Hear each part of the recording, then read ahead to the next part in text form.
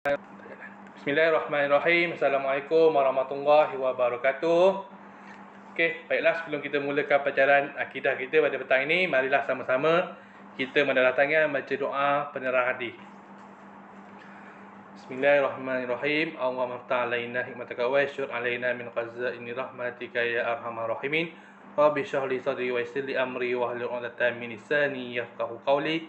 Rabbi zidna 'ilman warzuqna fahman. Amin ya rabbal alamin. Okey, baiklah. Okey, pada minggu lepas kita dah ulang kaji tajuk yang pertama, iaitu beriman kepada qada dan qadar. Okey, kita dah belajar apa maksud qada dan qadar. Kemudian kita dah belajar apa dalil nakli qada dan qadar.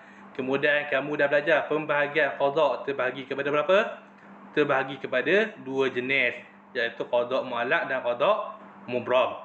Okey, hari ini kita akan sambung tajuk kita yang sama, cuma unit yang lain, iaitu perkara-perkara yang berkaitan dengan qada dan qadar. Okey, kamu boleh tengok dalam buku teks kamu, muka surat 14. Okey, buku teks kamu muka surat 14. Yang di rumah pun sama, boleh rujuk buku teks muka surat 14. Okey, perkara-perkara yang berkaitan dengan qada dan qadar ni kat sini ada 5 perkara. Ada 5 perkara. Okey, yang pertama usaha. Okey, yang pertama usaha. Yang kedua redha. Yang ketiga baik dan buruk. Yang keempat tawakal. Dan yang kelima doa. Okey, ada 5 perkara tentang perkara qada dan qadar. Okey, kita tengok yang pertama dulu tentang usaha. Okey, usaha ni umat manusia wajib berusaha dan berikhtiar untuk mendapatkan kejayaan dan kebaikan di dunia dan di akhirat. Okey, kita ni umat manusia ni, Allah kurniakan akal, Allah kurniakan otak kat kita, Allah bagi kita fikir untuk kita usaha. Kita kena ikhtiar, kita kena, orang kata apa? Cuba dapatkan sesuatu yang baik untuk diri kita, baik di dunia ataupun di akhirat. Okey, yang kedua, Allah Subhanahu Wa Taala akan memberikan rezeki kepada orang yang rajin berusaha. Kalau orang yang malas, nasi dekat depan muka pun kalau kita tak cedok, kalau kita tak ambil, nasi tu boleh jalan kat mulut kita tak? Tak boleh. Kalau air depan muka kita pun, kalau air tu kita tak pegang, kita tak ambil, kita tak tuang dalam mulut kita, dia tak akan masuk dalam mulut kita dengan sendirinya. Okey, jadi kita kena usaha ambil dan kita tuang sini masuk dalam mulut kita, barulah kita dapat minum. Okey, sama juga dengan benda-benda lain. Kejayaan pun macam tu juga. Kalau awak tak usaha, awak tak belajar, awak tak buka buku, awak tak datang sekolah, awak tak datang kelas, macam mana nak jadi orang yang pandai? Okey, yang ketiga, umat Islam tidak boleh berputus asa. Okey, kalau awak dah usaha tapi tak berjaya-jaya. Contoh periksa baru ni, dah usaha dah baca buku sampai 3-4 pagi, tak tidur. Tapi periksa dapat C, dapat B, tak dapat A. Janganlah putus asa. Kita kena usaha lagi. Kita kena ulang kaji lagi. Dan usaha yang ikhlas pasti akan diberkati oleh Allah Subhanahu Wa Taala. Okey, itu tentang usaha. Okey, yang keduanya tentang doa. Tengok muka surat 17. Okey, tentang doa. Doa ni merupakan senjata yang paling ampuh. Kata ampuh ni maksud dia yang paling kuat lah. Tak boleh siapa-siapa dah lawan. Okey, gunalah machine gun, gunalah senapang ke apa ke, gunalah pedang ke apa ke, doa ni adalah senjata yang paling kuat, yang paling hebatlah untuk orang umat Islam. Okey, orang Islam hendaklah berdoa kepada Allah Subhanahu Wa Taala. Okey, doa pula kita kena doa kat Allah, bukan doa dekat tokong, bukan doa dekat makhluk. Kita kena doa dekat Allah Subhanahu Wa Taala. Okey, senyum Syufina.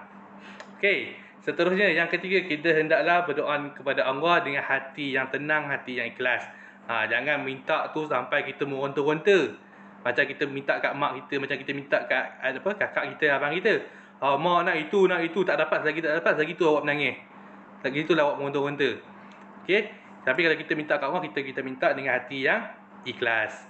Okey, umat Islam mestilah bersungguh-sungguh apabila berdoa. Bila kita berdoa pula, kita kena minta betul-betul lah. Janganlah minta doa main-main macam doa tadi kan. Mula-mula masuk kelas kita nak minta doa supaya hati kita terang. Tak dah tangan betul-betul. Okey, sebutlah betul-betul. Ini angkat tangan pun malas. Nak baca doa nak angkat tangan pun malas. Okey, macam mana nak Allah nak bagi? Okey, itu berkaitan dengan doa. Seterusnya yang ketiga, tawakal. Okey, tengok soalan 18. Tawakal ni maksud dia kita berserah kepada Allah. Bila kita dah usaha, kita dah berdoa, kemudian yang ketiga kita serahkan segala-galanya, keputusannya kepada Allah. Allah sama ada Allah nak bagi ataupun tidak. Okey, itu adalah tawakal. Kemudian yang keempat, muka surat 19, baik.